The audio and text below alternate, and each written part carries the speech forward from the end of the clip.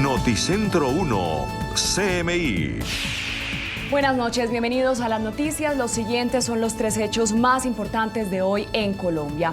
Se presentó un caso de sicariato a pocas cuadras del Parque de la 93 en el norte de Bogotá. Hombres armados ingresaron a un restaurante y asesinaron a Maximiliano Cañón Castellanos, reconocido esmeraldero del departamento de Boyacá y cuñado de Pedronel Rincón, alias Pedro Orejas, extraditado a Estados Unidos por narcotráfico en 2018. En una rápida acción, las autoridades lograron la captura de los presuntos sicarios, la incautación de una pistola 9 milímetros y una motocicleta. Maximiliano Cañón había enfrentado procesos penales y civiles por posibles vínculos con organizaciones criminales. Ampliación de esta noticia en nuestra emisión nacional a las 9 de la noche. Naciones Unidas reveló que el 65% de la explotación de oro a cielo abierto en Colombia es ilegal. En su informe anual, la Oficina de Naciones Unidas contra la Droga y el Delito ha confirmado que a la fecha hay 98.000 hectáreas afectadas por la minería. Antioquia, Chocó y Santander son los departamentos con mayor cantidad de terreno deforestado. Ampliación de esta noticia en nuestra emisión nacional a las 9 de la noche. De acuerdo con el Departamento Administrativo Nacional de Estadística DANE, las mujeres son las más afectadas con la pobreza en Colombia. El informe hace un análisis por género y revela que por cada 100 hombres en pobreza se presentan 117 mujeres en esa misma condición. El total nacional disminuyó en 2021, pero hay grupos de población con altos índices como víctimas indígenas y migrantes. Ampliación de esta noticia en nuestra emisión nacional a las 9 de la noche. Y las siguientes son las noticias más importantes del mundo hoy. Segundo tiroteo en menos de 24 horas sacude a Estados Unidos. Autoridades de Wisconsin reportan varias víctimas tras un tiroteo en un cementerio. Policía revela que el autor del tiroteo en Centro Médico de Oklahoma tenía como objetivo asesinar a su cirujano. Reina Isabel interrumpe la celebración de los 70 años de su reinado por presentar algunas molestias de salud.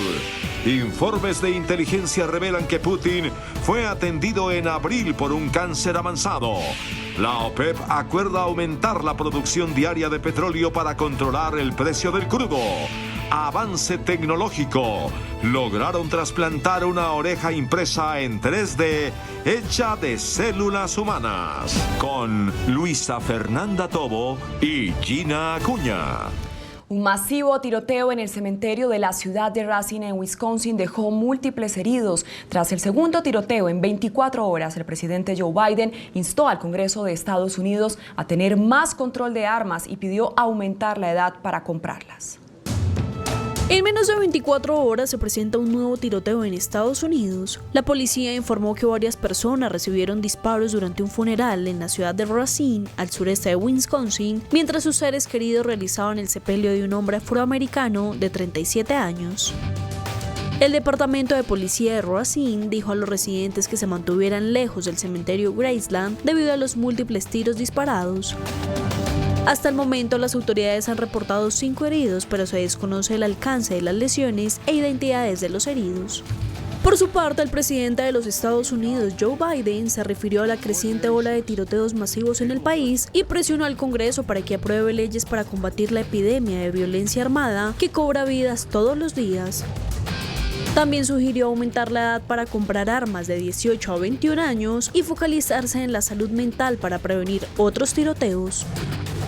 De otro lado, la policía de Oklahoma reveló que el hombre que protagonizó un sangriento tiroteo en un hospital de Tulsa tenía como objetivo asesinar a su cirujano, a quien culpaba por el dolor que sufría tras una operación de espalda. Como Michael Lewis, fue identificado el hombre armado que mató a tiros a 4 personas en un hospital del estado de Oklahoma, donde irrumpió con un rifle y una pistola.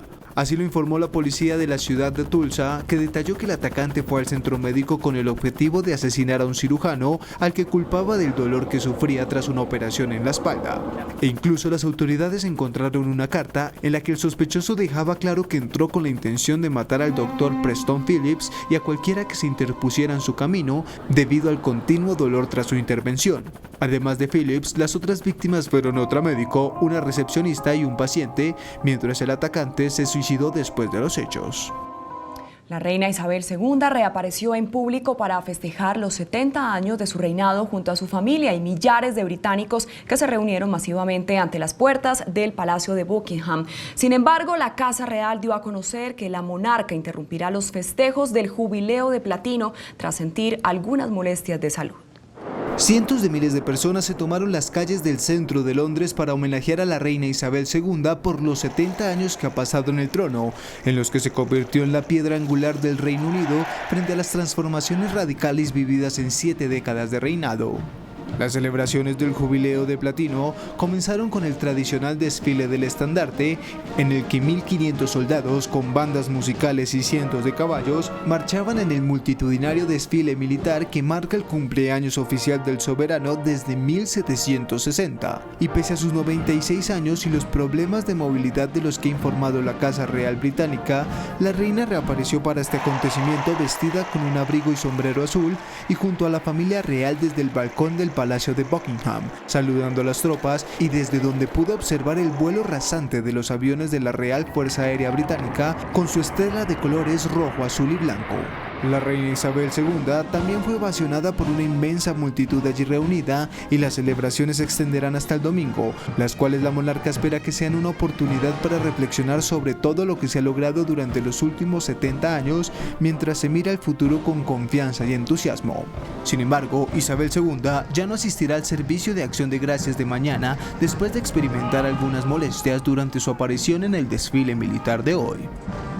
El hijo de la reina, el príncipe Andrés, dio positivo a COVID-19. Por ese motivo se encuentra aislado y se perderá el Jubileo de Platino de la monarca. Después de conocida la noticia, se encendieron las alarmas, pues en los últimos días el duque de York estuvo en contacto con la reina y, sin embargo, un test de rutina confirmó que ella se encuentra libre del virus. El príncipe no habría participado en todos los eventos debido a su condición legal tras ser acusado de abuso sexual. Los 70 años del reinado de Isabel II se han visto marcados por difíciles momentos para ella y la familia real. Uno de los años más duros fue en 1992, el cual la reina calificó como un año horrible.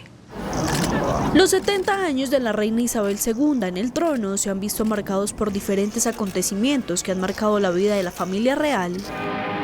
En 1953 la monarca fue coronada y presentada al mundo como un nuevo comienzo para un reino empobrecido y que veía como su imperio se deshacía después de los estragos de la Segunda Guerra Mundial. Con unas palabras que dijo el día de su coronación, reconoció que la monarquía y el país necesitaban adaptarse a las sensibilidades de la posguerra y asumir el declive del colonialismo. Sus primeros años coincidieron con las tensiones sociales provocadas por la llegada de inmigrantes de las antiguas colonias a Reino Unido. Durante la década de los años 70, la reina, además de jefa de Estado y de comandante en jefe de las Fuerzas Armadas, asumió el rol de consoladora en jefe de los británicos ante los problemas que afrontaban. Frente a una sociedad polarizada y fracturada por la violencia y la crisis económica, la soberana buscó que sus palabras y acciones fueran vistas por los británicos como neutrales e imparciales. En 1992, Isabel II vio cómo el aniversario de sus 4 décadas en el trono fue manchado por el naufragio de los matrimonios de 2 de sus hijos, tras soportar durante meses el bochorno que supuso que sus infidelidades fueran ventiladas por la prensa sensacionalista. Además, debió afrontar el incendio que redujo a cenizas parte del castillo de Windsor, su residencia habitual a las afueras de Londres. La monarca ese año lo calificó como un año horrible. Pese a los cambios y escándalos que han salpicado a la institución, en ningún momento de su largo reinado el republicanismo ha traído un apoyo popular significativo en Reino Unido. Un informe de inteligencia de Estados Unidos afirma que el presidente ruso Vladimir Putin fue tratado de un cáncer avanzado el pasado mes de abril. Los rumores sobre los problemas de salud de Vladimir Putin no han dejado de aumentar. Ahora, un informe clasificado de Estados Unidos sugiere que el presidente ruso se sometió a un tratamiento contra un cáncer muy agresivo y de estado avanzado este pasado abril. Así lo sostienen 3 miembros de los servicios de inteligencia estadounidense que, según recoge en exclusiva el semanario Newsweek, habrían leído el informe donde se confirmaría la enfermedad del presidente. Los funcionarios de alto rango que representan a 3 agencias de inteligencia señalan también que hubo un intento de asesinato contra la vida del mandatario ruso en marzo. Además, las fuentes cuentan que Putin está cada vez más paranoico sobre su control del poder, lo que estaría provocando que el futuro de la guerra en Ucrania fuese impredecible. No obstante, los jefes del servicio de inteligencia también habrían indicado que las perspectivas de una guerra nuclear son menos probables. El presidente ucraniano Volodymyr Zelensky aseguró que Rusia ya controla aproximadamente un 20% de su territorio, en momentos en que las tropas de Moscú despliegan una guerra de desgaste para conquistar por completo la separatista región del Donbass en el este de Ucrania. Frustrada su ofensiva relámpago para hacer caer al gobierno prooccidental ucraniano, Rusia se concentra en una guerra de desgaste y sus tropas siguen cerrando el cerco en el este de Ucrania cuando están por cumplirse 100 días de guerra. El control total de la región separatista, en donde se encuentra la cuenca minera del Donbass, es el principal objetivo de Moscú, que ya controlaría el 20% de esta antigua república soviética, según denunció su presidente Volodymyr Zelensky. Станом на сьогодні під контролем окупантів перебуває близько 20% нашої території. Майже 125 тисяч квадратних кілометрів. Це значно більше, ніж площа усіх країн Бенілюксу разом узятих. Близько 300 тисяч квадратних кілометрів забруднені мінами, снарядами, які не розірвалися. Zelensky asegura que la línea de frente de combate se extiende a lo largo de más de 1000 kilómetros, mientras un 80% de la estratégica ciudad de Severodonetsk ya está en manos rusas tras una brutal campaña de bombardeos constantes sobre grandes núcleos urbanos. La Casa Blanca anunció una nueva ronda de sanciones a Rusia, apuntando a funcionarios del gobierno y a élites cercanas al presidente Vladimir Putin. Entre los sancionados se encuentra el violonchelista Sergei Pavlovich, considerado como el intermediario de Putin y su amigo.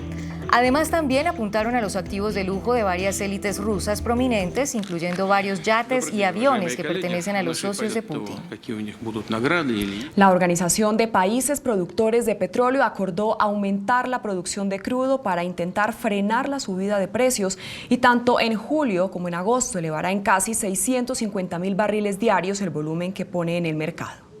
Tras meses de espera y crecientes peticiones de los grandes consumidores, la versión ampliada de la Organización de Países Exportadores de Petróleo dio su brazo a torcer, respondiendo a los llamados de los países occidentales, pero sin contrariar a Rusia. Tanto en julio como en agosto, la OPEP elevará en casi 650,000 barriles diarios el volumen que pone en el mercado, un aumento relevante respecto al tímido incremento de 430,000 barriles fijados en los meses anteriores. Con el aumento del bombeo, la OPEP busca reducir el precio del crudo, que ha rondado los $120, el nivel más alto en una década. Y la noticia se produce apenas unas horas después de que la Unión Europea acordó un veto parcial sobre el crudo ruso, por lo que el movimiento también aspira a llenar una pequeña parte del hueco que dejará Moscú tanto en el mercado comunitario como en el global.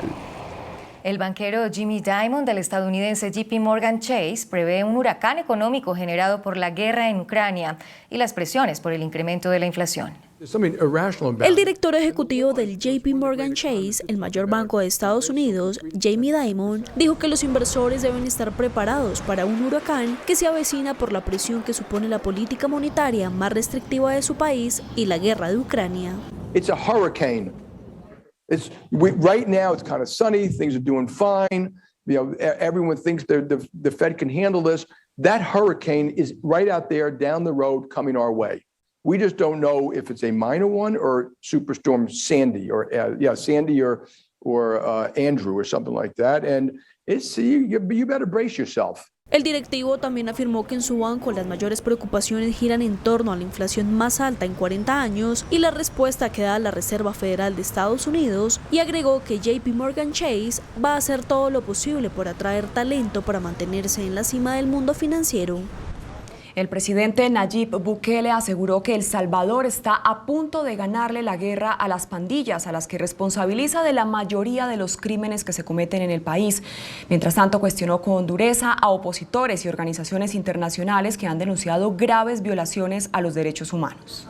En un mensaje ante el Congreso con motivo de su tercer año de gobierno, el presidente Nayib Bukele consideró la guerra contra las pandillas y la reducción de la violencia como el principal logro del actual gobierno. De hecho, para el mandatario que ha gobernado sin oposición y contrapoderes, El Salvador está a punto de ganarle la guerra a las pandillas, las cuales eran integradas por unas 70.000 personas y controlaban un 80% de la nación centroamericana.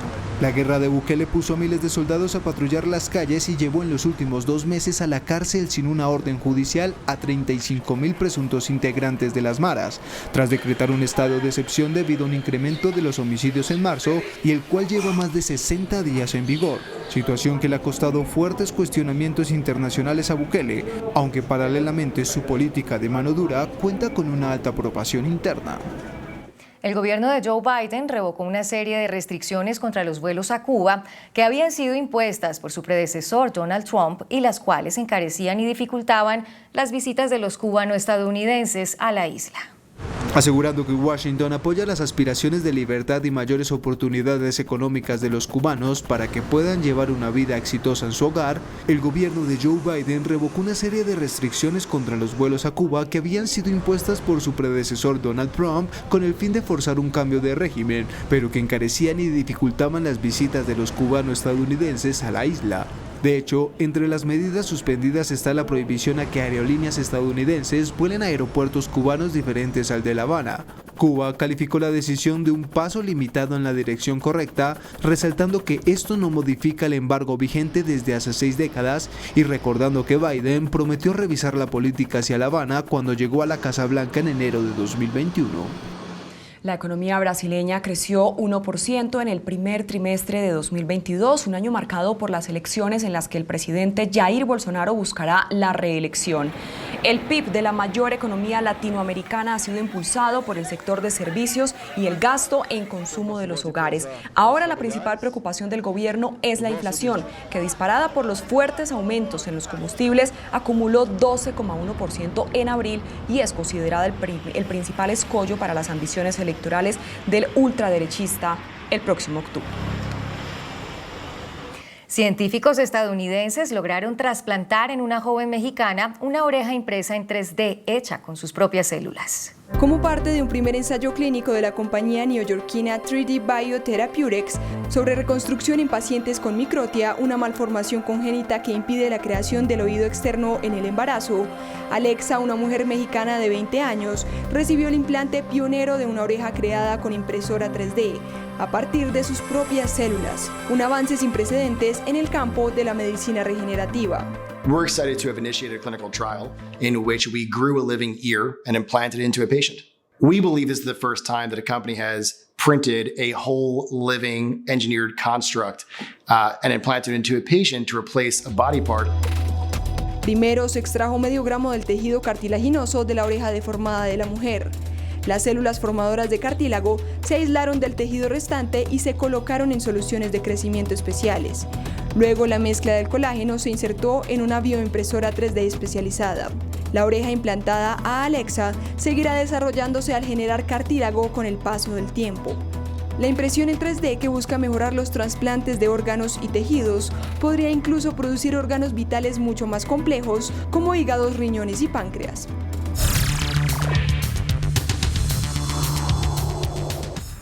Muy buenas noches. Nuestra invitada de esta noche es la doctora Mayrelén Castillo. Ella será la próxima vicepresidenta de la República si el ingeniero Rodolfo Hernández, su compañero de fórmula, es elegido presidente de la República. Doctora Mayrelén, muchas gracias por aceptar esta invitación. Lamento mucho el frío que debe estar sintiendo, porque ella está en las afueras del Club Metropolitan a esta hora, en donde cumple una agitada agenda que está desarrollando Bogotá. ¿Qué tal el frío de Bogotá? Porque le va a tocar, si gana, soportarlo durante 4 años. No, yo a mí llevo 14 años viviendo en Bogotá, ya estoy climatizada. Perdóneme, yo estoy equivocado. Usted estaba al frente de la rectoría virtual de Uniminuto. He estado en la Rectoría de Uniminuto Virtual y en la Vicerrectoría General Académica y el último año como directora de iniciativas estratégicas aquí en Uniminuto en Bogotá. Bueno, ¿qué tipo de gestiones, si se pueden conocer, cumplió hoy en Bogotá, doctora Marilyn? Bueno, muy temprano me reuní con el padre Camilo Bernal a darle las gracias porque ha confiado siempre en mí, a conversar con él, a recibir sus orientaciones y sus oraciones y apoyo en este proceso, en esta recta final. Después me reuní con varios empresarios nacionales. Conversamos de las propuestas que tenemos para la empresa privada, cómo necesitamos que ellos se vinculen, trabajen de la mano con nosotros en el futuro gobierno, generando posibilidades para todos los colombianos y todas las colombianas, posibilidades de empleo, mejoramiento de condiciones de vida, que sean partícipes de la economía colombiana para su desarrollo y crecimiento. Y doctora Marilyn, ¿cuáles son las ideas que tanto usted como el presidente Hernández y son elegidos tienen para la empresa privada? Bueno, para la empresa privada, pues, lo que queremos trabajar con ellos es que haya un beneficio para los colombianos, donde ellos tengan las posibilidades de generar mayor número de empleos. ¿Y eso cómo se logra? Generando mayor productividad. Beneficios para ellos, ya hay unos beneficios tributarios que cumpliremos, pero también vamos a revisar acciones que le permitan a ellos vincularse a toda la productividad en todos los sectores productivos que tienen, o sea, en esta cadena de productividad que tenemos en Colombia, a partir de la sustitución de importaciones, a partir del mejoramiento de la productividad en el campo, pero también a través del desarrollo de estrategias que le permitan a los empresarios su crecimiento y posicionamiento, siempre en la búsqueda de generar nuevos empleos para los colombianos. Ahora mire, doctora Marlene, usted nunca ha ejercido un cargo público, siempre ha dedicado su vida a la educación. Para usted, ¿qué significa asumir por primera vez en su vida un cargo público y llegar a la vicepresidencia si es que lo logran? Bueno, mira, Yamil, yo llevo 32 años en educación y la educación es servicio al país. Y estos últimos años con una institución que tiene presencia en toda Colombia, de norte a sur, de occidente a oriente. Y eso me ha permitido conocer el país, sus necesidades, cuáles son las brechas sociales que se deben cerrar. Lo he hecho a través de la educación y hoy asumo un nuevo rol de servicio. Para mí eso es la política, para mí la política es servicio. Hoy ya pues han pasado 3 meses desde que acompaño al ingeniero Rodolfo Hernández en este proceso a la presidencia de la República y estoy aquí para servirle a los colombianos, para servirles con transparencia, con honestidad y para ser parte de ese cambio verdadero y transformación que hoy anhelan los colombianos. Mire, doctora Marlene, realmente la gente en Colombia, la opinión pública, conoce poco de usted, porque pues nunca ha ejercido un cargo público. Cuéntenos cómo fue que el ingeniero Hernández la escogió a usted como su fórmula vicepresidencial. Bueno, es una pregunta reiterativa y me gusta contarla y compartirla con todos los colombianos y colombianas. Yo estoy aquí por mérito. Ustedes saben que el ingeniero Rodolfo Hernández le hizo la propuesta a diferentes empresarios y empresarias en Colombia, también a una periodista que por condiciones personales decidió desistir. Entonces en ese momento él le pide a sus seguidores que por favor le presenten una hoja de vida, que le presenten hojas de vida de su posible fórmula vicepresidencial, y es así como un amigo se contacta con Alonso Ortiz, que fue rector de la sede principal en Bogotá, y me pide presentar la hoja de vida.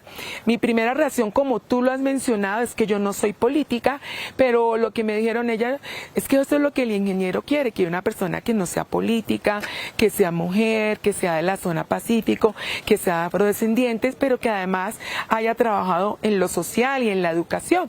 Entonces yo le dije, bueno, interesante, me gustaría poder acompañar al ingeniero Rodolfo Hernández, y si no se da, me gustaría poder acompañarlo en la propuesta de educación.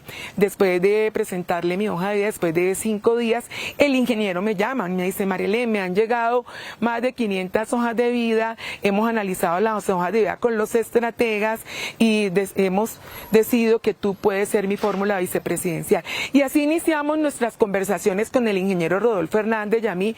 Bueno, y ya 4 meses, ya van a ser 4 meses de ese inicio, y hemos trabajado fuertemente en la campaña, en todo el país, en las regiones, presentando nuestra propuesta de programa de gobierno.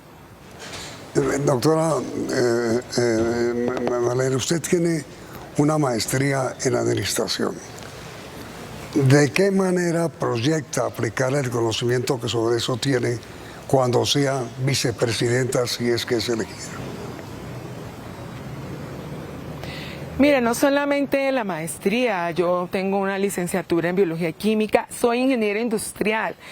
Y en la ingeniería industrial, pues, todo el manejo de los procesos, la maestría en administración, en el área empresarial, y el doctorado en educación con énfasis en liderazgo organizacional me permite tener unos conocimientos en la gestión administrativa, en la planeación estratégica, en la dirección, en la ejecución de proyectos, pero no solamente la formación, porque la formación es fundamental, pero las competencias que se desarrollan a lo largo de la vida. Y el haber desempeñado diferentes cargos académico-administrativos, como ser decano, como ser vicerrector académico, como ser vicerrector general de Uniminuto, rectora de Uniminuto Virtual a Distancia, me ha permitido realizar gestión administrativa. Como decía anteriormente, la planeación, pero no solamente es planear, sino ejecutar y lograr los objetivos y las metas propuestas, porque así trabajamos con el cumplimiento de indicadores, de metas.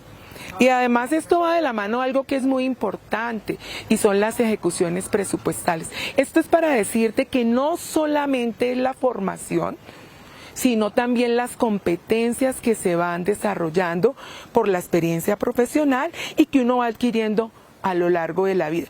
Aquí esas experiencias, competencias, entonces toma de decisiones, solución de problemas, trabajo en equipo, toda esta formación y esta experiencia al servicio de la gestión y el rol que voy a desempeñar si los colombianos nos dan la oportunidad de unirse y lograr llegar a la presidencia de la República con el ingeniero Rodolfo Hernández.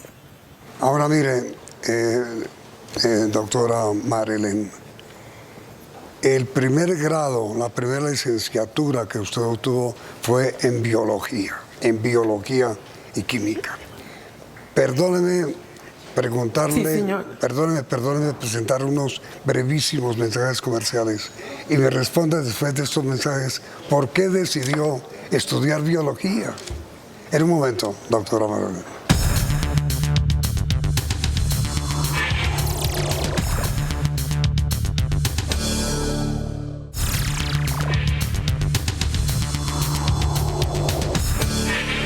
Estamos hablando con Marilén Castillo Torres, fórmula vicepresidencial del doctor Hernández.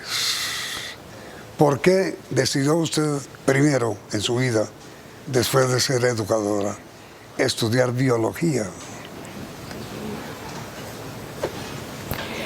Bueno, mi primera carrera es licenciatura en biología y química, pero mi fuerte es la química. Uno cuando está en el colegio, en el bachillerato, tiene fortalezas, y esas fortalezas, y tiene además gustos Y estas fortalezas y estos gustos, en mi caso, son en las matemáticas y en las ciencias básicas. Y además, porque mi papá fue educador y con él siempre trabajamos en procesos de formación, él nos acompañó en todo el proceso de formación nuestra, pero yo era como la profesora de la cuadra, la profesora del colegio, donde me gustaba compartir con mis compañeros, me gustaba enseñar. Entonces, desde muy joven empecé a enseñar, a dar clases, a acompañar a mis compañeros de clase en los procesos cuando tenían dificultad. Entonces, por eso escoger, primero que todo, una licenciatura, o sea, en educación. Y segundo, en biología y química, por el gusto que tengo por las ciencias básicas, por el gusto que tengo por esos procesos de ciencia, tecnología e innovación. Mira, doctora Marilyn, la Constitución de la República, como usted bien lo sabe, no le fija funciones a la persona que ejerza la vicepresidencia de la República. Le quiero preguntar eso. ¿Qué quiere usted hacer? ¿O qué va usted a hacer?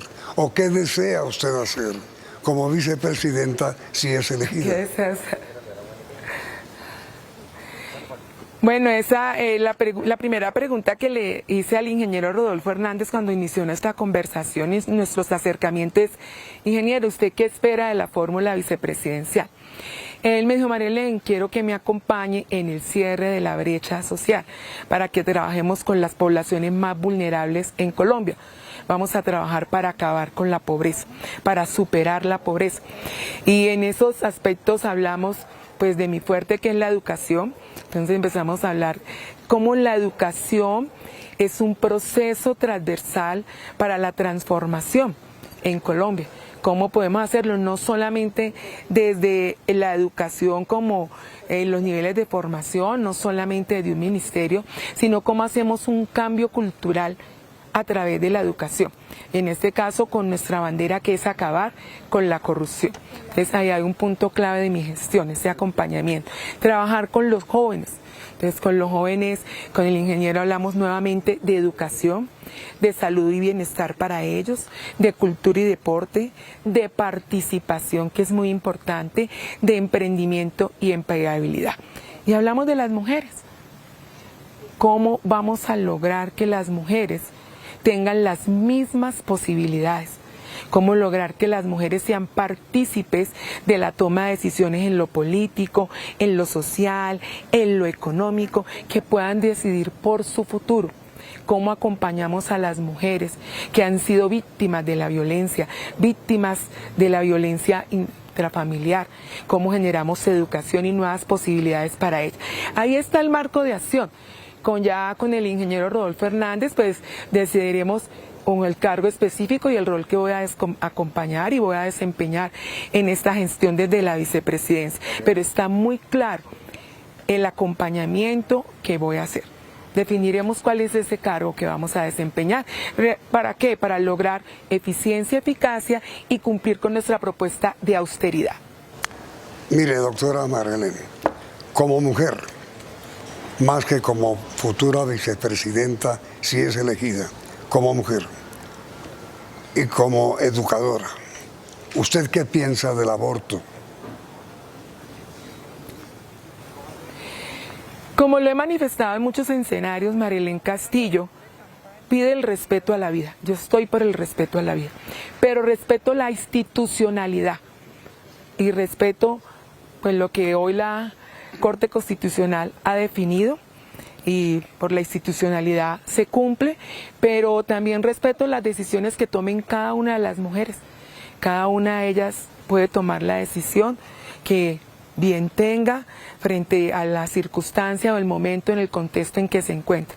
Pero mi propuesta es trabajar con educación para que las mujeres no tengan que llegar a ese momento de tomar esa decisión por el respeto a la vida. Esa es una posición muy, muy progresista.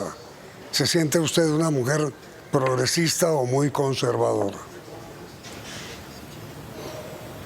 Me siento una mujer colombiana que quiere y respeta la vida, que se formó en una familia católica, que cree en la familia como base de la sociedad.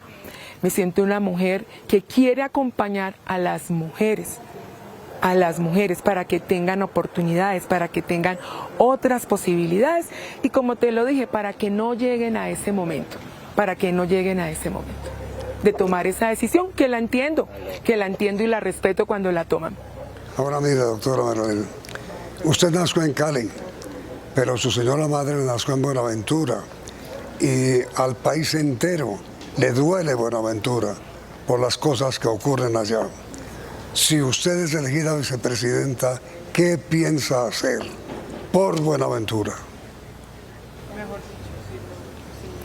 Mira, Buenaventura necesita una atención fundamental y la primera es la educación. Necesitamos llevar educación para que nuestra gente del Pacífico, y en este caso que tú me preguntas especial, Buenaventura, tenga otras oportunidades, pero además hay que acompañarlos en otras situaciones. Si hay educación, podemos cambiar esa cultura que lastimosamente vivimos en esta región, donde hay víctimas, donde no hay posibilidades de desarrollo, donde no hay posibilidades de unas condiciones de salud, condiciones de vida, de vivienda digna, condiciones de empleo. Hoy vemos que también la productividad en Buenaventura, aunque es un puerto, no genera posibilidades para muchas familias, para que tengan mejores condiciones de vida. Entonces, una inversión clara para Buenaventura en todo su desarrollo, desde puerto, sobre el Pacífico, con las personas, con sus habitantes, atención fundamental con los niños y las niñas, los jóvenes, las mujeres y en general con toda la población, generando oportunidades de empleo, oportunidades, como lo dije anteriormente, de educación, oportunidades de superación y sobre todo cerrando, contribuyendo a ese cierre de la brecha social. Doctora Marlene, supongo que usted conoció, por su amor a la educación, por su tradición a la educación, le pregunto eso, conoció el programa de Escuela Nueva para llevar la escuela a los niños del campo, llevarla, en lugar de que los niños vayan, pues que la escuela vaya. ¿Usted la conoció? Sí, claro, es un modelo que ha permitido llevar educación a los niños y a las niñas en Colombia, pero además educación de calidad con una propuesta curricular innovadora, de flexibilidad que genera otras posibilidades, que genera otras oportunidades, pero que lo más importante es que contribuye al mejoramiento de la educación de los niños y niñas en Colombia. Es que eso es lo más importante. Yo coincido con usted plenamente, doctora Madeleine, en el sentido de que a los niños hay que llevarles a la escuela, porque tienen muchas dificultades de transporte en la tierra, en el campo. De suerte que Escuela Nueva sería, si usted es elegida vicepresidenta, una de las grandes empresas suyas como vicepresidenta. Es un modelo muy interesante, tenemos que definir cuál va a ser la estrategia. Es un modelo que ya hoy tiene resultados, evidencias de mejoramiento del proceso educativo. Lo tendremos como un ejercicio y como un modelo que ya tiene resultados para ser replicado.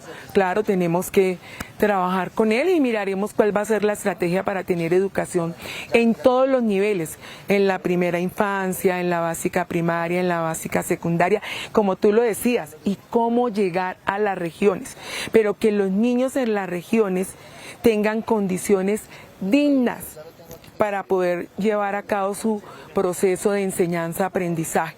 E infraestructuras físicas que hoy no cumplen con las condiciones. En muchas regiones de Colombia los niños no tienen unas condiciones de infraestructura física que lo dignifique como tal, pero además el acompañamiento, porque para todos estos modelos es importante también los profesores, nuestros docentes en las regiones. Entonces tenemos que formarlos, tenemos que generarles condiciones de bienestar, y en bienestar estoy hablando de la parte salarial, de la parte de salud, de esas condiciones que dignifican la profesión de ser un educador en Colombia. Entonces hay muchas acciones que debemos desarrollar para poder tener una educación de calidad, lo que tú has dicho, en las regiones, que es lo más importante. Pero mira, hay condiciones en Colombia, por ejemplo, en unos últimos estadísticos que estuvimos revisando, donde algo mínimo que deben tener nuestras escuelas públicas es energía. Y hay un 14% aproximadamente de escuelas públicas en Colombia que no tienen energía.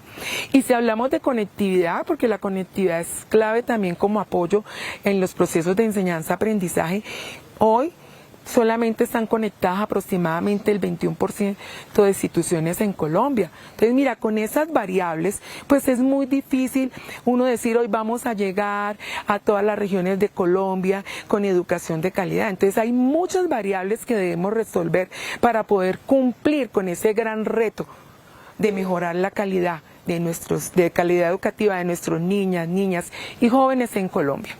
Mi última pregunta, doctora Marilén, agradeciendo mucho su gentileza. Sí. Si usted es elegida vicepresidenta y por esta inclinación tan importante que le noto hacia la educación, ¿cuál cree usted que es la gran reforma educativa que usted aplicaría en Colombia, reforma educativa, si es elegida vicepresidenta? Yo invitaría a trabajar a todos los colombianos porque vamos a co-crear. Yo los invitaría a hacer una revisión de la ley 115 y de la ley 30. Están cumpliendo ya 30 años. El mundo cambió, Colombia cambió. Hoy tenemos otras necesidades, tenemos otro contexto. Tenemos que hacer una revisión de estas leyes para poder dar cumplimiento a un servicio educativo de excelente calidad, que responda a las vocaciones de nuestras regiones, pero que además responda a una necesidad clara que tenemos, y es que sea un país más productivo y más próspero. Doctora Marilén, muchísimas gracias por haber aceptado esa comunicación con usted. Le presento excusas por haberle interrumpido en el acto que está presidiendo ahora en el Metropolitano. No, Yami, señora, con mucho gusto, y espero poder estar en el estudio y conversar más ampliamente. Qué bueno sería, y aquí la espero. Mil gracias, doctora Marilén. Gracias, Yami. A ti por el espacio. Un gran abrazo y mucha suerte. Sí, lo ustedes. Mismo. Gracias, muchas gracias. Y a ustedes, televidentes, también gracias por la sintonía, y los invitamos a continuar aquí, en Noticentro 1, CNE. Noticentro 1, CMI. Se disparan los hurtos en todo el país. Raponazo y cosquilleo crecen 185%, revela Fiscalía. Reconocido esmeraldero, nueva víctima de los sicarios en Bogotá. Alcaldía de Bogotá evalúa ampliar restricción a parrillero en moto. Otro líder indígena asesinado. Van 80 crímenes contra estos líderes en este año. Llamado de atención de Comisión Interamericana de Derechos Humanos por falta de sanciones a abuso policial durante protestas. Sergio Fajardo se acerca a Rodolfo Hernández. Inician diálogos. Alejandro Gaviria anuncia apoyo a Gustavo Petro. Gane quien gane la presidencia, habrá reactivación de relaciones con Colombia, dice Nicolás Maduro. Rescatan cuerpos de 3 mineros en Mina Zulia, norte de Santander. Colombia se une a declaración antisemitismo. Palestina expresa rechazo. Emergencias en Barranquilla por fuerte aguacero. La pobreza golpea más a las mujeres, dice el DANE. Marilén Castillo, fórmula vicepresidencial de Rodolfo Hernández, habla sobre el derecho de la mujer a abortar, con Luisa Fernanda Tobo y Gina Acuña. Iniciamos nuestra segunda hora de noticias. Noticentro 1 CMI conoció cifras alarmantes sobre el aumento de los hurtos cometidos este año en todo el país. Según la Fiscalía, los hurtos bajo la modalidad de cosquilleo y raponazo crecieron un 185%. De acuerdo con cifras de la Fiscalía, entre el 1 de enero y el 26 de mayo de este año se registraron en total 65.481 casos de hurto en todas sus modalidades, frente a 51.164 casos registrados en el mismo periodo del año pasado, es decir, 14.317 casos más. En cuanto a las modalidades de hurto, la mayoría aumentaron. El hurto de celulares registró 13.706 casos este año, 859 casos más que en el mismo periodo del 2021. El atraco callejero también aumentó. Se registraron 35.814 casos este año, 10.991 casos más que en el mismo periodo del año pasado. En otras modalidades de hurto, como en el cosquilleo, también hubo un alarmante aumento. La Fiscalía recibió 1.262 casos entre enero y mayo de este año, 819 casos más que en el 2021. Asimismo, en lo corrido de este año se han robado 4.449 motos, 894 más que el año pasado. El hurto de vehículos también tuvo un incremento. 1.398 casos se registraron entre enero y mayo de este año, 351 casos más que en el mismo periodo del año pasado. Las únicas modalidades de hurto que disminuyeron fueron el hurto de bicicletas, el hurto a establecimientos comerciales y a residencias. Además, se registraron 237 homicidios en medio de atracos. Un reconocido esmeraldero se convirtió en la nueva víctima del sicariato en Bogotá. La víctima fue asesinada en el Parque de la 93. Hombres armados ingresaron a este restaurante ubicado en la calle 93 con 14 y asesinaron a Maximiliano Cañón Castellanos, reconocido esmeraldero del departamento de Boyacá y cuñado de Pedronel Rincón alias Pedro Orejas, quien fue extraditado a Estados Unidos por narcotráfico en el 2018.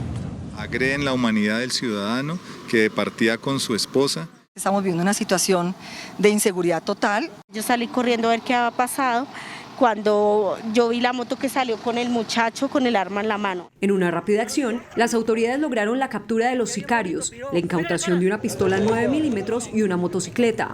Tienen antecedentes, un prontuario de más de 13 anotaciones judiciales que nos permite indicar que tiene algún tipo de actividad sicarial. Maximiliano Cañón había enfrentado procesos penales y civiles por posibles vínculos con organizaciones criminales.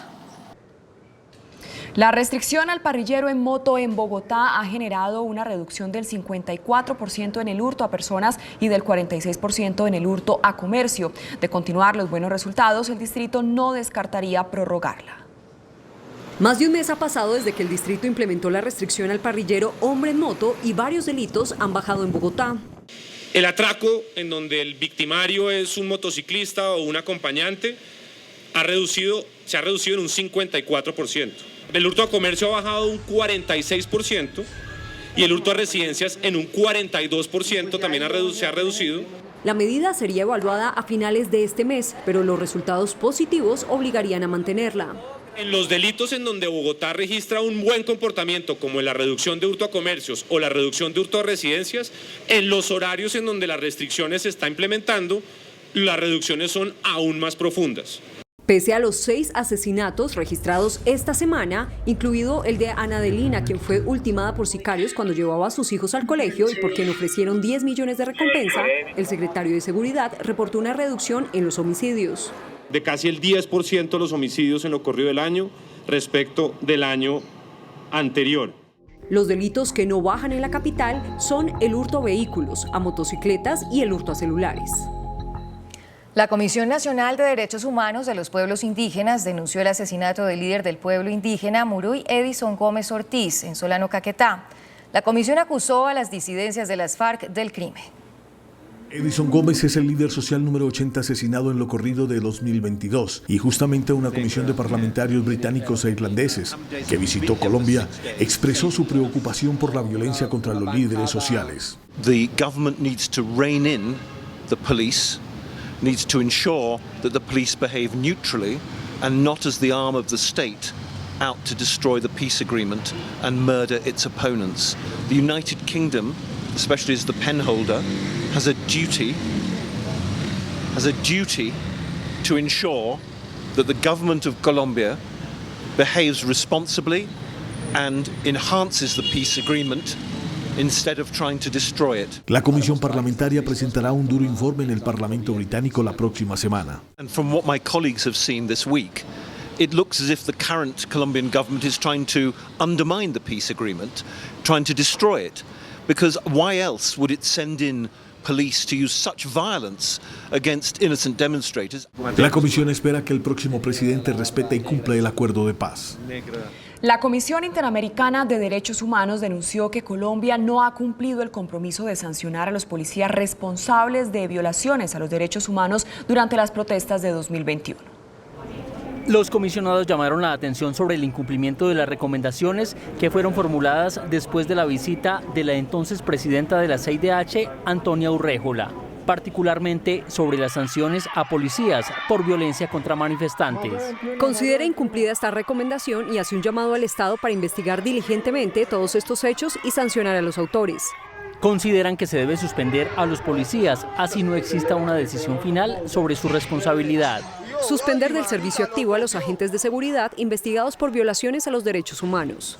El Estado colombiano argumenta que se debe garantizar el debido proceso a los investigados y solo destituir a quienes sean hallados culpables.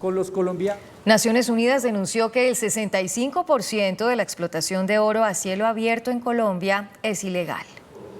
La Oficina de Naciones Unidas contra la Droga y el Delito presentó una detallada radiografía de la explotación de oro a cielo abierto en Colombia y su impacto en el medio ambiente. Con 98.500 más o menos hectáreas, de los cuales hay 65% que son ilegales y 29% que son legales.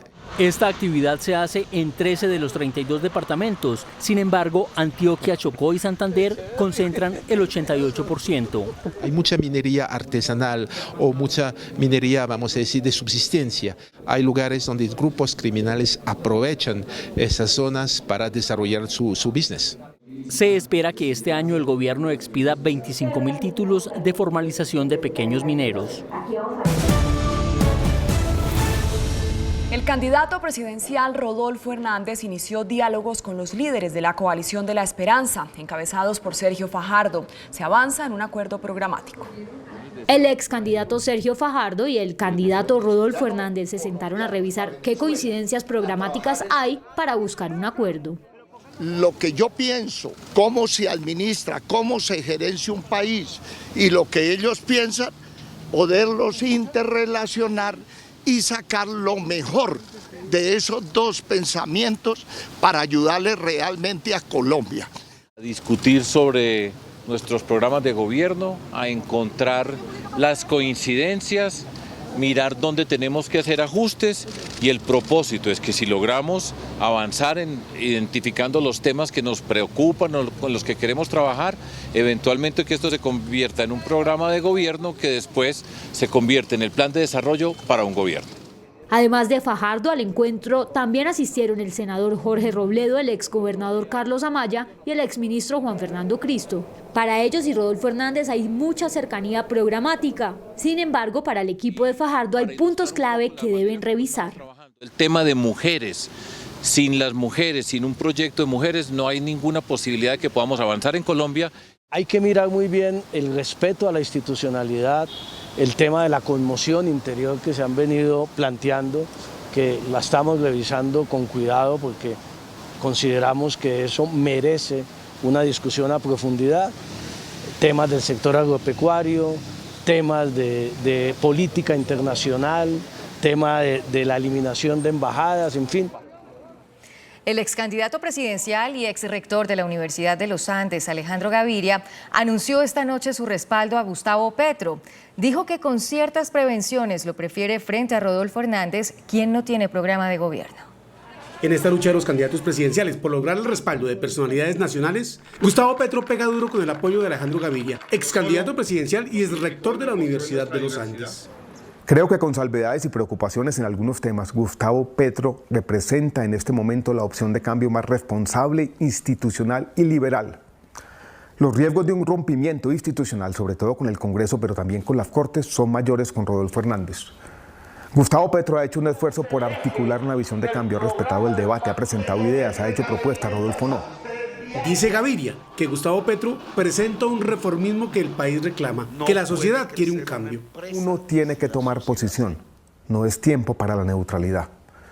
El sentimiento predominante de Colombia es el cambio, es un sentimiento casi unánime entre los jóvenes y los sectores más vulnerables de nuestro país. Yo he defendido el cambio responsable, lo que me gusta llamar a veces con grandilocuencia el reformismo democrático. Alejandro Gaviria hace parte de la coalición Centro Esperanza, que había escogido a Sergio Fajardo como su candidato presidencial.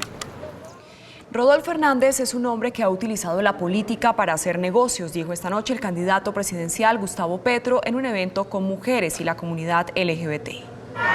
Al debate feminista al que estaban invitados los candidatos presidenciales solo asistió Gustavo Petro.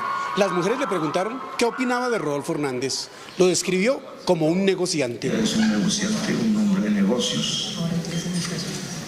Ha usado la política para hacer negocios. Y dijo que le da temor entre el Rodolfo Hernández que habla y el que escribe por Twitter, que son muy diferentes.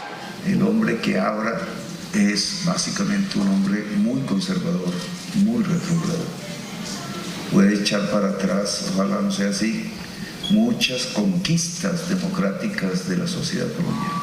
Petro habló del derecho al aborto y de la igualdad de género en la política colombiana, que su gobierno implementará todos los derechos por igual, sin importar la condición de los colombianos. Y la fórmula vicepresidencial de Rodolfo Hernández, Marelén Castillo, habló del derecho de la mujer al aborto. La compañera de fórmula del candidato presidencial Rodolfo Hernández, la educadora Marelén Castillo, declaró esta noche en el programa Pregunta Yamid que se siente respetuosa de la libertad que cada mujer tiene en el tema del aborto. Yo estoy por el respeto a la vida, pero respeto la institucionalidad y respeto pues lo que hoy la Corte Constitucional ha definido. Y por la institucionalidad se cumple, pero también respeto las decisiones que tomen cada una de las mujeres. Cada una de ellas puede tomar la decisión que bien tenga frente a la circunstancia o el momento en el contexto en que se encuentre. La señora Marelén Castillo habló esta noche en el programa Pregunta Yamid, que se transmite diariamente a las 8:30 de la noche. El presidente venezolano Nicolás Maduro aseguró que espera que pueda haber paz y cooperación con Colombia, gane quien gane la segunda vuelta presidencial el próximo 19 de junio. El chavismo rompió el silencio de cara a la segunda vuelta de las elecciones presidenciales en Colombia. Desde Caracas, el mandatario venezolano Nicolás Maduro afirmó que gane quien gane los comicios del próximo 19 de junio, espera que pueda haber paz y cooperación entre ambas naciones vecinas. Según Maduro, 6 millones de colombianos viven en paz en Venezuela y es por ello que la hermandad es lo que quieren con Colombia. Maduro se sumó a la voz del número 2 del chavismo, Diosdado Cabello, quien ya manifestó su expectativa para que las relaciones entre Venezuela y Colombia mejoren con el nuevo presidente. La alcaldesa Claudia López envió una carta a los candidatos presidenciales Gustavo Petro y Rodolfo Hernández, invitándolos a un diálogo sobre Bogotá. Déjenme saber cuándo pueden venir y conversamos. La alcaldesa Claudia López invitó a los candidatos presidenciales Gustavo Petro y Rodolfo Hernández para socializar los temas de Bogotá que requieren financiación del gobierno nacional. Es crucial que le demos continuidad a lo avanzado en la primera y la segunda línea del metro, en la ampliación de las entradas y salidas de Bogotá, que en realidad son las de Colombia, la carrera séptima y la autopista al norte, la calle 13 y el Regiotram de Occidente. Proyectos como el Regiotram del Norte y el Anillo Logístico de Occidente son la prioridad de la mandataria para el próximo año. Para esos dos proyectos pediremos cofinanciación de la Nación el primer trimestre del año entrante. Además, pidió compromiso de quien será el próximo presidente para darle continuidad al sistema mínimo garantizado, a las becas universitarias y a las ayudas económicas para los migrantes. El director de la DIAN, Lisandro Junco, explicó la conversación que tuvo con el candidato Rodolfo Hernández. Dijo que se habló sobre la gestión de la entidad y de una posible reforma tributaria. La conversación del director de la DIAN, Lisandro Junco, con el candidato a la presidencia de la República, Rodolfo Hernández, desató críticas en la opinión pública de varios sectores del país. Sin embargo, el funcionario explicó que fue una charla informal, la cual se dio por un familiar y donde se trató temas técnicos de la entidad, los cuales están a disposición de quienes estén interesados. Como funcionario público, es mi deber responder y sustentar las posiciones públicas que he defendido sobre el trabajo de la DIAN. Y me parece de total transparencia y honestidad podérselo decir a los candidatos a la presidencia que me pregunten, como lo pasó en este caso. En la conversación se habló sobre la posibilidad de una reforma tributaria en la que el director de la DIAN respondió que el nivel de recaudo y la lucha contra la evasión podría evitarla. Mencionó su preocupación por los ingresos fiscales del país y me preguntó por mi posición, que ha sido pública y que he repetido en muchos escenarios y medios de comunicación frente a la necesidad de no hacer una reforma tributaria. Le mencioné que la lucha contra la evasión y la modernización de la DIAN están generando 30 billones de pesos de recaudo adicional, y esto significa que se está ahorrando para el país varias reformas tributarias. El director de la DIAN afirmó que la entidad siempre ha estado presta al diálogo y a suministrar la información requerida. Los organismos de socorro llegaron hasta el punto donde permanecían atrapados 14 mineros en norte de Santander. Hoy fueron rescatados los cuerpos de 3 trabajadores. Las labores de rescate de los 14 mineros atrapados en la mina La Mestiza, municipio del Zulia, ha sido muy dispendiosa. Hasta el momento, los organismos de socorro han logrado recuperar 3 cuerpos luego de 82 horas de ocurrida la tragedia. El cadáver del minero Giovanni Celis fue el primero que se encontró. Los familiares que aguardaban la esperanza de encontrarlos con vida, todo se desvaneció. Yo no deseo acordarme, porque verdaderamente es duro como mamá. Es duro y entiendo las mamitas de esos hijos que están ahí esperando las horas y horas y horas y nada. Una verdadera odisea han tenido que vivir los familiares de los mineros por ser una zona donde no hay luz, alimento cerca y menos donde quedarse para pasar la noche. Mucha tristeza, y que pues nosotros aquí apoyando a los familiares, llevándole agüita, gaseosa, y a ver en qué más le podemos colaborar. Según los expertos en labores de rescate, estiman que la recuperación de los 11 mineros que aún restan por encontrar se tardaría más de 24 horas. El presidente Iván Duque suscribió a nombre de Colombia una declaración promovida por la Organización de Estados Americanos para rechazar prácticas de antisemitismo y discriminación al pueblo judío, lo que provocó una inmediata reacción de Palestina. En la sede de la Organización de Estados Americanos en Washington, el presidente Duque suscribió hoy la declaración promovida por el secretario Luis Almagro para rechazar las prácticas de antisemitismo y discriminación al pueblo judío. No solamente firmamos hoy esa importante declaración, sino que Colombia reafirma sus valores de rechazo a cualquier forma de discriminación. Es definitivamente un paso más en contra de la discriminación, en contra del antisemitismo, en contra de aquellos que de manera discriminatoria atacan al pueblo judío y al Estado de Israel.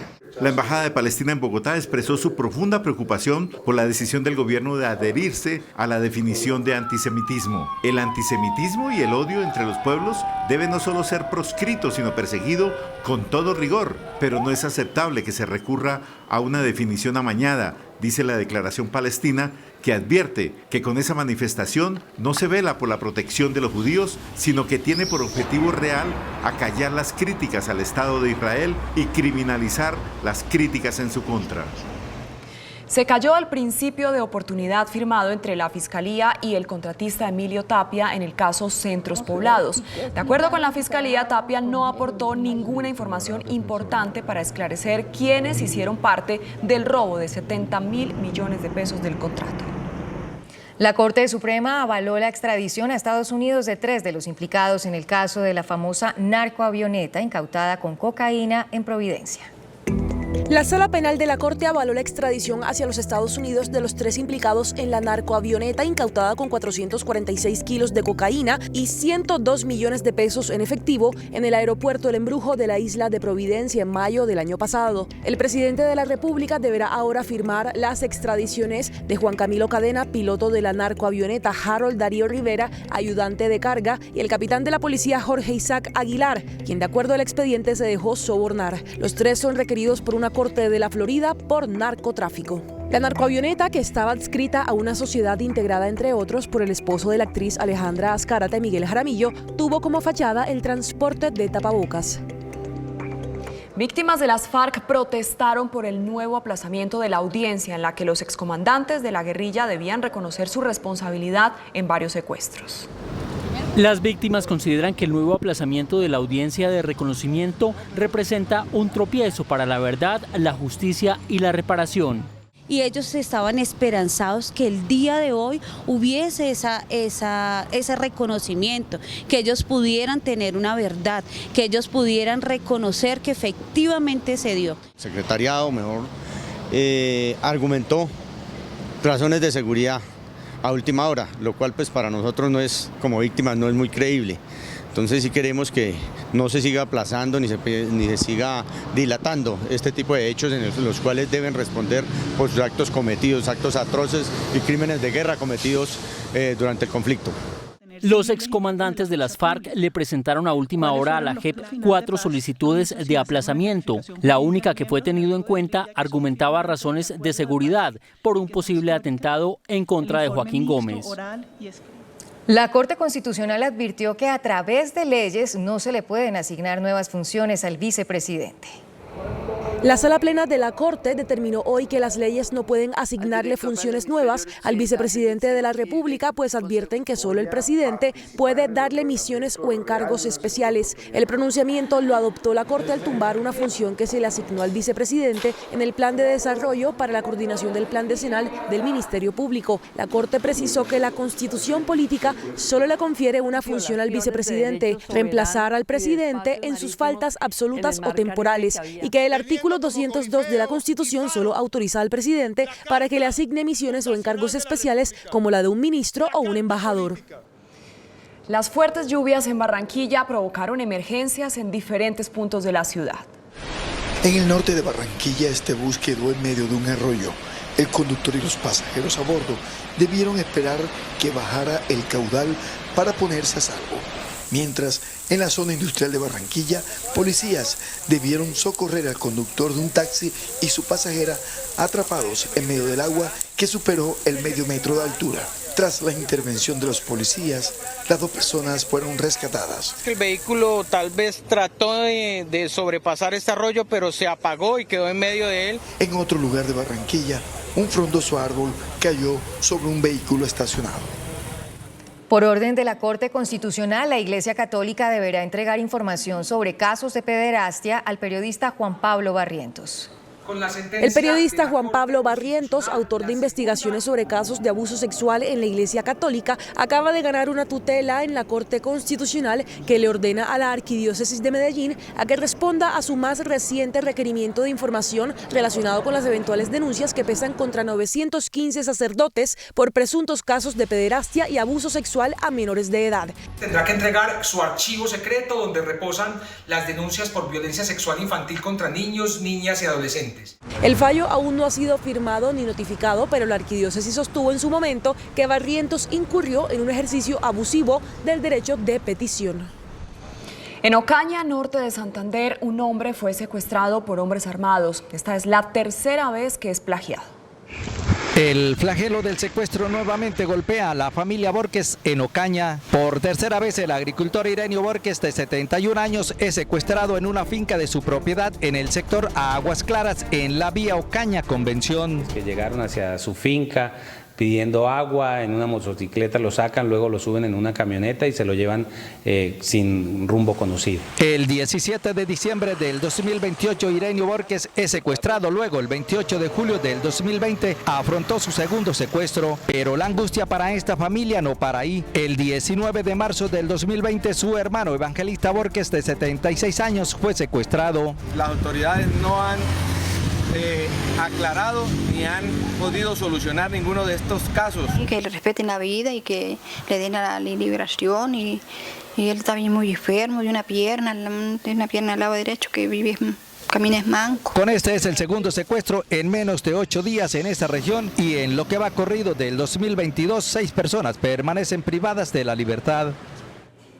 Los contagios por coronavirus aumentaron en la última semana. En la última semana, el Ministerio de Salud confirmó que otras 5.650 personas se infectaron de COVID-19. Los casos activos subieron a 6.008. Los fallecidos reportados fueron 13. El total de muertes por COVID-19 es de 139.867 víctimas. Poco más de 5.600 casos, ahora no es un aumento dramático comparado con la semana anterior, y la noticia positiva es que los fallecimientos en esta última semana descendieron de 23 a alrededor de 14 fallecimientos. Estas son las cifras de las últimas 4 semanas. Del 6 al 12 de mayo, 1.671 contagios, 12 fallecidos. Del 13 de mayo al 19 de mayo, 3.795 contagios, 12 fallecidos. Del 20 al 26 de mayo, 4.344 contagios, 21 fallecidos. Del 27 de mayo al 2 de junio, 5.650 contagios, 13 fallecidos. La representante en Colombia de la Organización Panamericana de la Salud, Gina Tambini, advirtió que ningún país está blindado frente a la viruela del mono. El sector salud tiene sus ojos puestos en la viruela del mono, una enfermedad que provoca fiebre, dolor de cabeza y malestar general, y que aunque no ha llegado a Colombia, el país no está exento de tener que enfrentarla. No podemos hablar de blindaje en ningún territorio a nivel del mundo. Estos virus nos han demostrado que tienen una capacidad de transmisión muy alta. Según el gobierno, el sector salud está preparado para enfrentar esta enfermedad. Colombia ha demostrado que tiene, por un lado, el sistema de vigilancia epidemiológica más fuerte de toda la región, probablemente uno de los más fuertes del mundo. Estamos monitorizando los casos. La llamada viruela del mono ya se ha confirmado en México y en Argentina. Organizaciones ambientalistas lanzaron un SOS sobre el impacto del cambio climático en los páramos. En la cumbre mundial de alta montaña que se realiza en Pereira salió a flote la preocupación de que en 20 años quede muy poco hielo en los páramos. Colombia propone un sistema de vigilancia de estos ecosistemas. La creación de los centros de monitoreo de la alta montaña en el planeta, muy de la mano de la creación de los centros de monitoreo de sequías en el planeta. Necesitamos ir de la mano todos juntos para poder lograr, llámese monitoreo de los Andes, monitoreo de la alta montaña. Colombia, que cuenta con 6 nevados, enfrenta las consecuencias del cambio climático y el deshielo. Un aparatoso accidente de tránsito se registró en las últimas horas en la vía Siberia-Cota. En la vía Siberia-Cota se registró el volcamiento de este bus intermunicipal de la empresa Cotranscota. Tenemos 18 personas lesionadas, 6 de mayor complejidad. Los heridos fueron trasladados a las clínicas de Chía, Cota y de la Universidad de La Sabana. Es necesaria la intervención de los organismos de socorro y de primera respuesta de la zona, entre los que tenemos al Cuerpo de Bomberos del municipio de Tenjo, El Rosal. Se desconocen las causas del accidente que se presentó sobre las 3 de la tarde en el kilómetro 12, generando el cierre total de la vía. Regresaron los mercados campesinos a Bogotá. Más de 250 agricultores ofrecerán sus productos en la Plaza de Bolívar. 2 años después volvieron a la Plaza de Bolívar los mercados campesinos. Ese deseo tan hermoso que es entregarle el producto directamente al consumidor, ¿sí? A diferencia de entregárselo a un intermediario. Productores como doña Nidia y don Pedro hicieron travesías de más de 10 horas para ofrecer los productos de sus fincas a los consumidores capitalinos. Aquí esa misma fresa que allá no la pagan en 5.000, aquí se vende a 2.000 pesos la libra. Nosotros estamos vendiendo aquí 1 kilo de mandarina, lo estamos vendiendo en 3.000 pesos. Igualmente 1 kilo de habano oscila entre 2.500 y 3.000 pesos. El precio y la calidad de los productos conquistaron a los compradores. Aquí en los mercados campesinos no hay especulación con los precios. Este gran mercado inició hoy, el Día del Campesino, y se extenderá hasta mañana. La Casa de Antioquia en Bogotá le entregó un reconocimiento especial al padre Diego Jaramillo para conmemorar sus 90 años de vida y su compromiso como presidente de la organización Minuto de Dios. La Gobernación de Antioquia entregó hoy en Bogotá al padre Diego Jaramillo un reconocimiento. Se trata de un decreto especial por su compromiso y entrega en favor de los más necesitados del país. Queremos reconocer aquí, en este pedacito de la Gobernación de Antioquia, con todos los antioqueños que vivimos aquí en Bogotá, a este hijo ilustre de esta tierra, y reconocerle todo su trabajo durante 90 años de vida. El sacerdote, quien nació en Yarumal, es presidente de la organización Minuto de Dios, de la cual hace parte desde 1967, mostrando su fuerte compromiso por las causas sociales. Que nadie se quede sin servir. De manera que ese sería como el legado, que todos los que escuchan una frase de esas digan: yo tengo que prestar un servicio a los demás. Ha publicado más de 100 libros y hace parte de prestigiosas instituciones como la Academia Colombiana de la Lengua. Las mujeres son las más afectadas con la pobreza según el DANE. Para el año 2021 el índice para las mujeres registró 40,3%, mientras en los hombres bajó a 38,2%. Donde la mujer es jefe de hogar, la condición de pobreza es mayor con 42,9%. En el caso de los hombres se presenta un 37%. Por cada 100 hombres en esa condición, teníamos a 116 mujeres en esa condición. Mire cómo continuamente, al estar por encima de 100, la pobreza monetaria tiene, podríamos decirlo coloquialmente, cara de mujer. El total nacional disminuyó en 2021, pero hay grupos de población con altos índices como víctimas, indígenas y migrantes. No estamos viendo una reducción de la incidencia de la pobreza monetaria para las víctimas del desplazamiento forzado, sino que estamos viendo un incremento. Para los migrantes no cambia el panorama y el 57,7% está en la pobreza, donde la comunidad venezolana registra un 63,4%. El Fondo Monetario Internacional renovó el crédito flexible que por $10.000 millones tiene Colombia en el organismo. El presidente Iván Duque se reunió hoy en Washington con la directora gerente del Fondo Monetario Internacional, Kristalina Georgieva, quien le anunció el renovado respaldo de ese organismo a Colombia con la disponibilidad de un crédito flexible por $10.000 millones gracias al manejo acertado de las finanzas públicas. Donde pudimos no solamente agradecer, sino materializar que Colombia tenga nuevamente validada, aceptada, remozada la facilidad de crédito flexible para Colombia, que supera los $10.000 millones disponibles que tiene nuestro país en caso de ser necesario. El mandatario afirmó que el fondo ha reconocido los logros y el crecimiento económico del país, los indicadores de la pobreza multidimensional y la reducción de la informalidad laboral. Los palmicultores alertaron sobre la falta de insumos para la fabricación de aceite. Los precios de este producto podrían aumentar. Los palmicultores del país le pidieron apoyo al gobierno por la escasez y alzas que registran los insumos del aceite, que hoy tienen por las nubes su precio en la canasta familiar. Ha habido una serie de problemas en la provisión de ese aceite, problemas climáticos primero y más recientemente la invasión de Rusia a Ucrania, que tuvo un efecto muy importante en la disponibilidad del aceite de girasol. Rusia y Ucrania son los principales productores del mundo de aceite de girasol, entonces todos los precios de los aceites vegetales han aumentado. En sus 60 años, Fedepalma reunió a más de 1.000 palmicultores del país en Bucaramanga para celebrar su congreso anual. Todos al unísono le piden al gobierno ayudas para mejorar las importaciones de insumo desde Trinidad y Tobago y Canadá. La Contraloría alertó por presuntos pagos irregulares del sistema de salud por accidentes de tránsito que no son cubiertos por el SOAT. La Contraloría advirtió de presuntas irregularidades en los pagos de 13.955 millones que ha hecho el sistema de salud en casos de accidentes de tránsito que no son cobijados por el seguro obligatorio SOAT. La alerta de la Contraloría incluye casos de dobles pagos de indemnizaciones por fallecidos y de empresas de ambulancias que han cobrado 2 o 3 veces por una misma víctima o un mismo accidente, especialmente en los casos de siniestros con vehículos que se dan a la fuga. Dimos conocimiento a la Fiscalía para que puedan determinar si existe o no una posible cartelización en el servicio de ambulancias. FENALCO anunció el aplazamiento de la celebración del Día del Padre para el 26 de junio. El gobierno acogió la propuesta del comercio organizado de postergar la celebración que coincidía con las elecciones del 19 de junio que definirán en segunda vuelta al nuevo presidente. El índice de capitalización de la bolsa, que mide el comportamiento de las 20 principales acciones, cerró al alza. El índice selectivo MSCI Colcap de la Bolsa de Valores de Colombia subió 0,35% a 1.610 puntos. La acción del Grupo Suramericana fue la que más subió, con una valorización de 10,95% a 45.600 pesos. La acción de Interconexión Eléctrica ISA fue la que más bajó, con una pérdida de 2,52% a 23.200 pesos. La acción más negociada de la jornada fue la de Preferencial Bancolombia, al movilizar más de 23.000 millones de pesos, con una variación positiva de 0,76% a 42.500 pesos.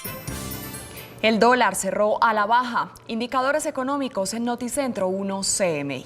La tasa representativa del mercado que regirá para mañana viernes será de 3.784 pesos con 98 centavos. Los profesionales del cambio compran la divisa en promedio entre 1.810 pesos y la venden entre 1.860 pesos. Un euro cuesta 4.063 pesos con 50 centavos. La libra de café en Nueva York se cotizó a $2 con 38 centavos. El azúcar se transó en 19,37 centavos de dólar la libra. El barril de petróleo WTI se cotizó en $115 con 59 centavos. La referencia Brent para Colombia se cotizó en $116 con 45 centavos. Una acción de Ecopetrol cuesta 3.252 pesos.